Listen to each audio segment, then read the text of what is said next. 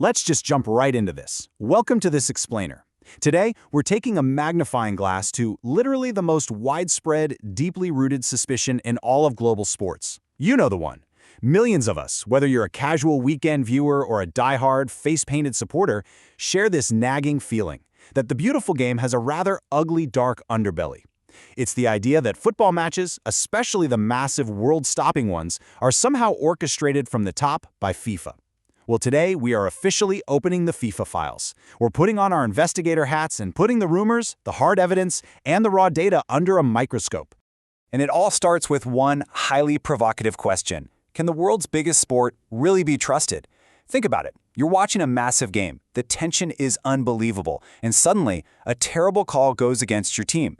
Instantly, that question flares up. And you know, millions of fans out there think they already know the exact answer. They're absolutely convinced the deck is completely stacked against them. But as we'll uncover throughout this explainer, when you actually pull back the curtain and look at the documented evidence, well, the truth is a whole lot messier.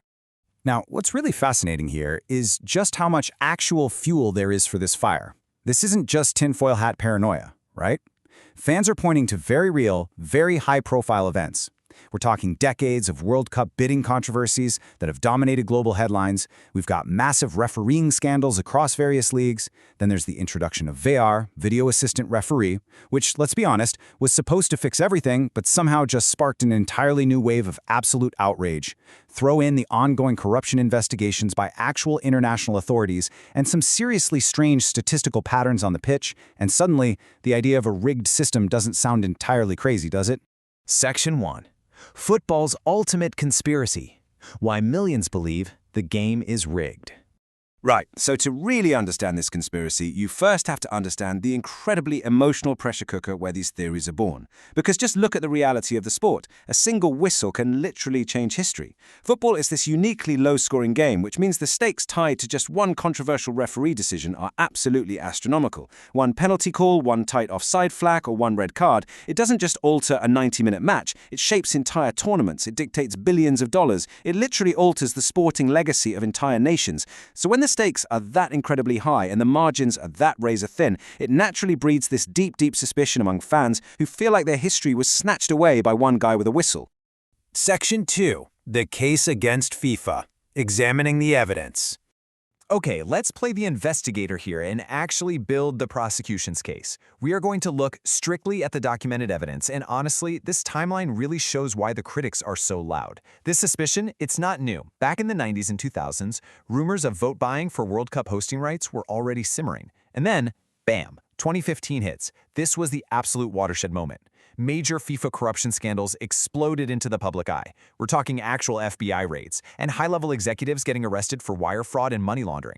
Fast forward to 2018, VAR comes in, and instead of clearing things up, we get these microscopic, intensely debated decisions. And even today, whistleblower claims and allegations of political influence just keep rolling in. When you stack up these documented financial and political controversies back to back, well, the prosecution's case looks incredibly overwhelming.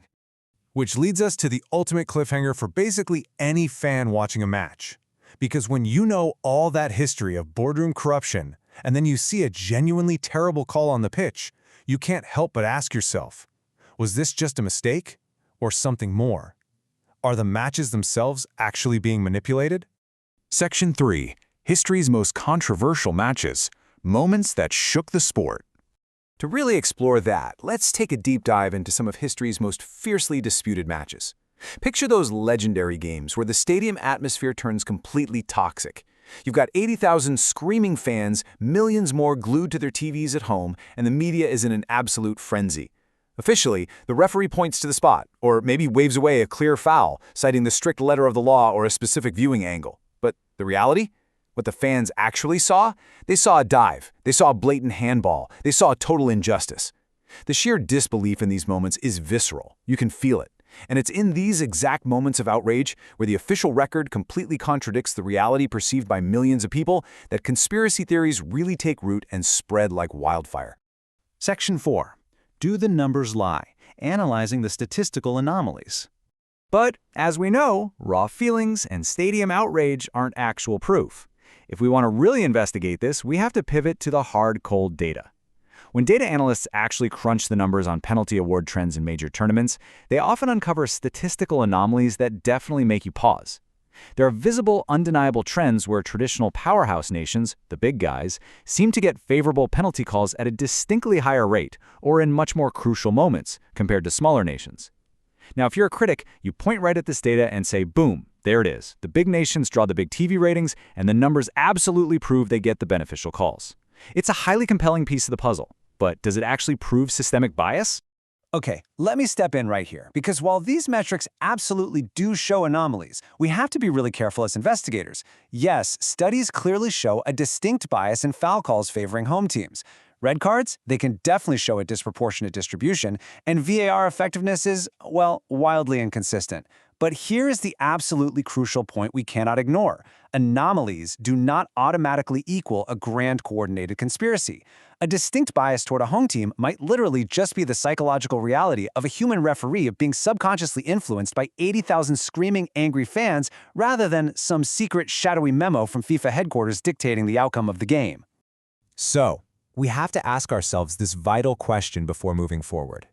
Do these numbers actually prove a mathematically rigged system, perfectly designed by executives in expensive suits? Or are we simply looking at a massive dataset that reflects flawed, high-pressure human bias? Section 5. The case for the defense. The reality of refereeing. It's time to systematically challenge the assumptions we've just built up and look at the actual, boots-on-the-ground reality of refereeing a modern match. When experts cross-examine the data, they offer alternative explanations that really highlight the difference between a malicious conspiracy and simple human error. I mean, think about the extreme pressure these officials are under. They have to make game-defining split-second decisions, all while literally sprinting alongside world-class elite athletes and interpreting an incredibly complex, constantly changing rulebook. Was that actually a foul, or did the attacker initiate the contact? Was his arm in an quote-unquote unnatural position? When you factor in the sheer physical exhaustion and the crushing psychological weight of the moment, human error isn't just possible, it's completely unavoidable. The defense strongly argues that what looks like a coordinated, malicious conspiracy to fans watching slow-motion replays on TV is very often just a desperately tired human being making a very difficult, very public mistake in real time. Section 6. Why conspiracies thrive in football. The psychology of the fan. So, if there are completely rational, human alternative explanations for these mistakes, why on earth does the belief in rigged matches persist so fiercely? To answer that, we have to look directly at the psychology of the fan. It essentially boils down to this one psychological concept, confirmation bias. This is the tendency to process information by looking for or interpreting information that perfectly aligns with what you already believe. And in football, this is incredibly powerful. A fan will completely ignore the 99 absolutely correct calls a referee makes during a match. But the literal second there is one mistake that hurts their team, they obsess over it. They clip the video, they share it on social media, and they use that single isolated data point to confirm their existing belief that the whole system is entirely rigged against them. Let's break down exactly how this works, step by step. This is what we call the anatomy of outrage. Step 1. A controversial call happens on the pitch. Step 2. Tribal fandom takes over. You don't view the call objectively. You view it entirely through the highly emotional lens of your team's survival. Step 3. Social media enters the chat. Algorithms instantly amplify the outrage globally, connecting millions of angry fans in seconds. And finally, step 4. Those fans start seeking patterns. They pull up grainy clips from 5 years ago. They connect dots that aren't actually connected, purely to justify a grand conspiracy. What started as a simple human error on the pitch has now been engineered into undeniable quote-unquote proof of a global plot. Section 7. The final verdict. Separating fact from fiction. All right, we've looked at the history of corruption, the hard statistics, the reality of human error, and the psychology behind it all. It is officially time to separate fact from fiction. As objective investigators, we have to rely strictly on documented evidence. So on one hand, we have what is absolutely proven. It is a documented historical fact that FIFA has suffered from massive institutional corruption regarding finances, broadcasting rights, and World Cup bidding. The FBI and international authorities prove that beyond a shadow of a doubt. But on the other hand, we have what is merely suspected. The idea that the actual 90 minutes of football on the pitch, the precise goals, the penalties, the final outcomes of the matches are systematically manipulated by some shadowy group at the top. And the truth is, that remains entirely unproven by the current data. We definitely see human bias, yes, but we do not see a coordinated script. So that brings us to this highly nuanced conclusion. Is FIFA perfect? No. Has corruption existed within FIFA? Absolutely. But is there evidence that FIFA systematically rigs football matches? Based on the hard evidence we actually have today, the answer to that final question is no. The organization has deep, documented flaws, and referees make genuinely agonizing mistakes, but the ultimate conspiracy theory remains, at least for now, just a theory. However, let's be real. Football is a game of pure passion, and human nature is incredibly hard to break. The very next time you're watching a massive tournament and a wildly controversial VAR decision flashes on the screen, totally changing the destiny of your team, you, along with millions of others around the globe, will inevitably ask yourselves, was it just a mistake or something more? Thanks for joining us on this explainer. Keep asking questions,